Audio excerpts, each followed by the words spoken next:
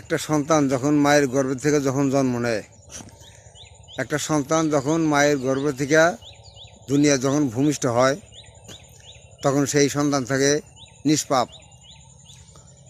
একটা সন্তান মায়ের গর্ভে যখন দুনিয়া ভূমিষ্ঠ হয়, সেই সন্তান থাকে হলো নিষ্পাপ। এই জন্য আল্লাহ প্রত্যেকটা মানুষের নামে আল্লাহ জান্নাত লিখে দিছে, জান্নাত বরাদ্দ করে দিছে প্রত্যেকের নামে। কারণ মানুষ হলো নিষ্পাপ, নিষ্পাপের জন্য আল্লাহ পাক প্রত্যেকটা মানুষের জন্য আল্লাহ পাক জান্নাত লিখে দিয়েছে, কিন্তু জাহান্নাম কিন্তু কারো নাম লেখা নেই। জাহান্নাম কাউকে দেয় নাই। জাহান্নাম হলো আমাদের হাতের নিজের কামাই। আমরা অন্যায় কাজ করি জাহান্নাম আমরা কামাই করে নেই, কিন্তু জাহান্নাম আল্লাহ পাক কাউকে দেয় নাই। কারণ নামে জাহান্নাম বরাদ্দ নাই, প্রত্যেক নামে জান্নাত বরাদ্দ করা আছে। আল্লাহ পাক সবার নামে জান্নাত বরাদ্দ করা আছে, এবং আল্লাহ পাক জাহান্নামে কাউকে দিতে চায় না। আল্লাহ পাক সবাইকে জান্নাত দিতে চায়, জান্নাত লিখেও দিছে।